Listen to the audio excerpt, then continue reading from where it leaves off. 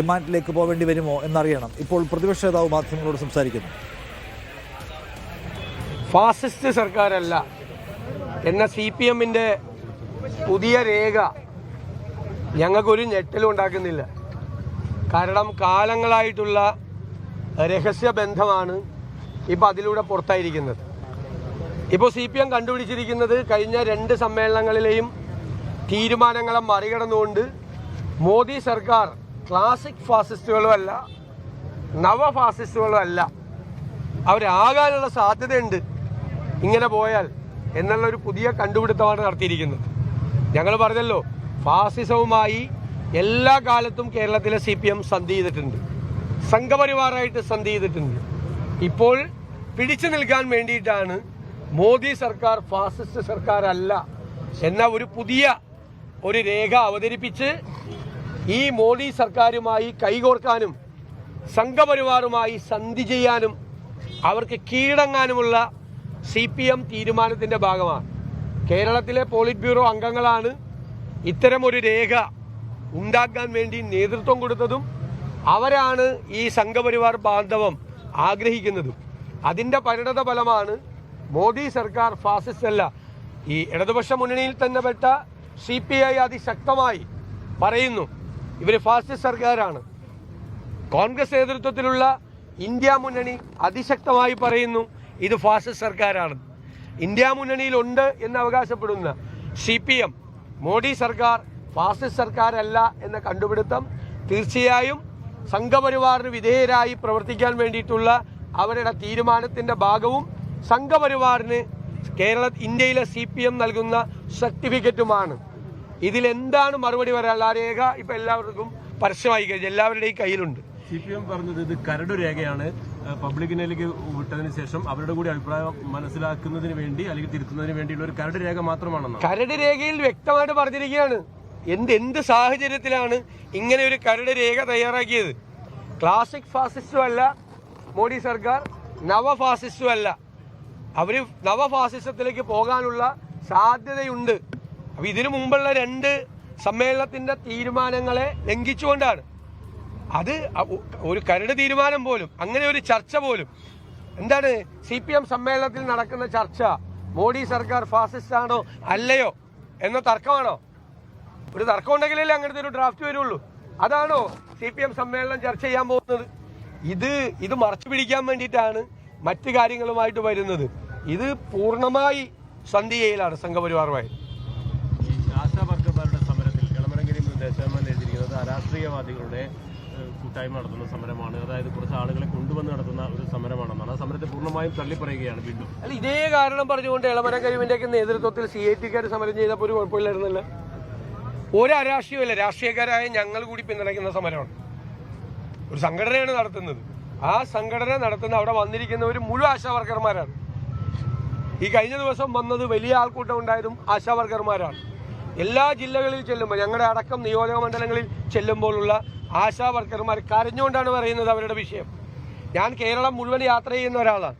കേരളത്തിൽ എവിടെ ചെന്നാലും ഏത് പരിപാടിക്ക് ചെന്നാലും ആശാ വർക്കർമാർ കൂട്ടം കൂടി നിന്ന് അവർ പരാതി പറയാണ്, ഞങ്ങൾക്ക് വേണ്ടി സംസാരിക്കണമെന്ന് പറയാം. ഞങ്ങൾ നിരവധി പ്രാവശ്യം നിയമസഭയിൽ പറഞ്ഞിട്ടുള്ള കാര്യമാണ്. 1 മണിക്കൂറോ 2 മണിക്കൂറോ മാത്രം ജോലി ചെയ്താൽ മതി എന്ന് പറഞ്ഞ് വേറെ ജോലി ചെയ്യാൻ പൊക്കോളൂ എന്ന് പറഞ്ഞ് 7000 രൂപ ഓണറേറിയം കൊടുത്ത് തുടങ്ങിയ ആ ജോലി 12-14 മണിക്കൂർ ജോലി ചെയ്താലും തീരാത്ത ജോലിയായി മാറിയിരിക്കുകയാണ്. അമിതമായ ജോലി ഭാരമാണ് അവരുടെ തലയിൽ കെട്ടിവെച്ചിരിക്കുന്നത്. എന്നിട്ട് ആ ഓണറേറിയം വർദ്ധിപ്പിക്കില്ല, നുണ പറഞ്ഞ് പ്രചരിപ്പിച്ചു 13,000 രൂപ കൊടുക്കുന്നുണ്ടെന്ന്.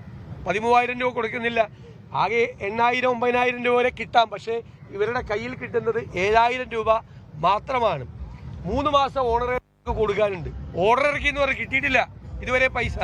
അപ്പൊ അവരുടെ ഇത് വർദ്ധിപ്പിക്കില്ല. എന്നിട്ട് എന്താ കാണിച്ചത് ഈ ഗവൺമെന്റ്? അത് വർദ്ധിപ്പിക്കില്ല എന്ന് മാത്രമല്ല, അവരെ 2 മന്ത്രിമാർ അപമാനിക്കുകയും ചെയ്തു. ധനകാര്യമന്ത്രിയും ആരോഗ്യമന്ത്രിയും അവരെ അപമാനിക്കുക കൂടി ചെയ്തു.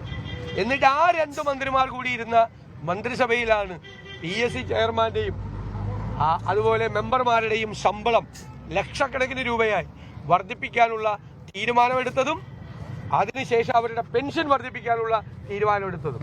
ഞങ്ങൾ ചോദിക്കുന്ന ചോദ്യം ഞങ്ങൾ വീണ്ടും ചോദിക്കുന്നു, എന്താണ് ഈ സർക്കാരിൻ്റെ പ്രയോറിറ്റി? ഈ പാവങ്ങളുടെ അവരുടെ സങ്കടം കേൾക്കുക എന്നതാണോ ഗവൺമെന്റിന്റെ പ്രയോറിറ്റി? അതോ ഈ 20ഓളം വരുന്ന PSC മെമ്പർമാരുടെ ശമ്പളം ലക്ഷക്കണക്കിനായി ഉയർത്തിയത് എന്ത് കാരണത്തിന് പേരില്ല?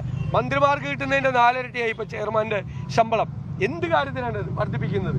5 പൈസ ഖജനാവിലില്ലാതെ, ജീവനക്കാർക്ക് പണം കൊടുക്കാനില്ലാതെ, സപ്ലൈകോയ്ക്ക് പണം കൊടുക്കാനില്ലാതെ, ക്ഷേമ പരിപാടികൾ നടത്താൻ പൈസയില്ലാതെ, പെൻഷൻ കൊടുക്കാൻ പൈസയില്ലാതെ, ശമ്പളം കൊടുക്കാൻ പൈസയില്ലാതെ, ഈ സംസ്ഥാനത്തിന്റെ ചരിത്രത്തിലെ ഏറ്റവും വലിയ ധനപ്രതിസന്ധിയിലൂടെ സർക്കാർ പോകുമ്പോൾ സ്വന്തക്കാർക്ക് ലക്ഷങ്ങൾ കൂട്ടിക്കൊടുക്കുന്ന നടപടിയാണ് ഈ മുഖ്യമന്ത്രിയും മന്ത്രിമാരും ചേർന്ന് സ്വീകരിച്ചത്. പാവങ്ങളുടെ ശബ്ദം കേൾക്കാൻ അവർക്ക് നേരം ഉണ്ടായില്ല. ഈ വയനാട് പുനരധിവാസവുമായി ബന്ധപ്പെട്ട് ഇന്നലെ വലിയ സമരം ദുരന്തബാധിതർ നടത്തിയത് ആദ്യമായിട്ടാണ് ഈ സംഭവത്തിന് ശേഷം അത്തരമൊരു പ്രതിഷേധത്തിലേക്ക് കടന്നിട്ടുള്ളത്. തലസ്ഥാനത്തും അത്തരം ആവശ്യങ്ങൾ ഉന്നയിച്ച ഒരു സമരവും നടക്കുന്നുണ്ട്. 7-ാം മാസത്തിലേക്ക് കടക്കാം. ദുരന്തം ഉണ്ടായിട്ട് എന്താണ് സർക്കാർ ചെയ്തത്? അവിടെ പരിക്ക് പറ്റിയവർക്കുള്ള ചികിത്സാ സഹായം പോലും കൊടുക്കുന്നില്ല. ഗുരുതരമായി പരിക്ക് പറ്റിയ ആളുകൾ തന്നെത്താൻ പണം ഉണ്ടാക്കിയാണ് അവിടെ ചികിത്സിക്കുന്നത്. എത്ര കോടി രൂപ സർക്കാരിന്റെ കയ്യിലിരിക്കുന്നുണ്ട്? ഇതുവരെ പുനരധിവാസത്തിന് വേണ്ട സ്ഥലം ഫൈനലൈസ് ചെയ്തിട്ടില്ല.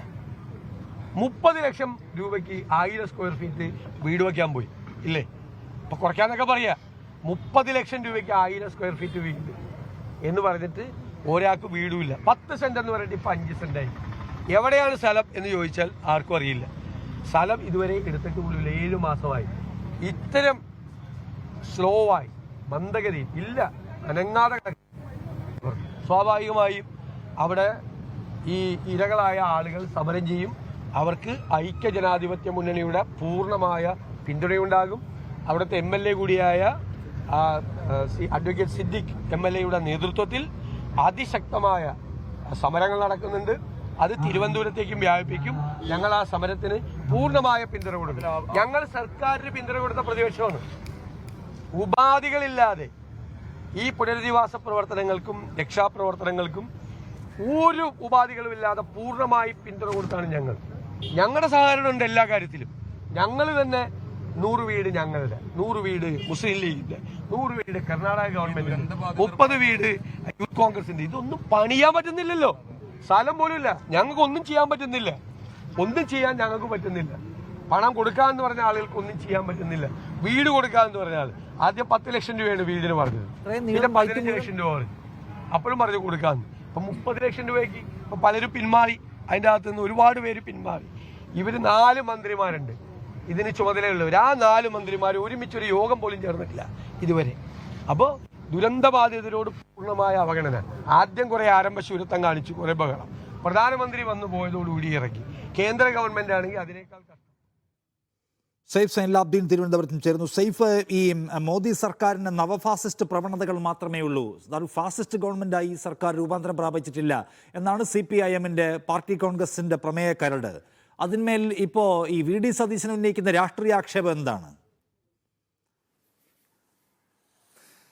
നിഷാദ്, കഴിഞ്ഞ കാലങ്ങളിലെല്ലാം കോൺഗ്രസ് അല്ലെങ്കിൽ UDF എന്താണോ ഉന്നയിച്ചു കൊണ്ടിരുന്നത് ആ വാദങ്ങളിലേക്ക് കുറച്ചുകൂടി ബലം പകരുന്നതാണ് ഈ കരട് രേഖ എന്നാണ് കോൺഗ്രസിന്റെ നേതാക്കന്മാർ ഇപ്പോൾ ആരോപണം ഉന്നയിക്കുന്നത്. അതിൽ ഏറ്റവും പ്രധാനപ്പെട്ടത് മോഡി സർക്കാരും അല്ലെങ്കിൽ മോദിയും പിണറായി വിജയനും തമ്മിലുള്ള അന്തർധാര, അതിന്റെ ഭാഗമായിട്ടാണ് CPMന്റെ കരട് രേഖയിൽ മാറ്റം വരുത്തുന്നത്.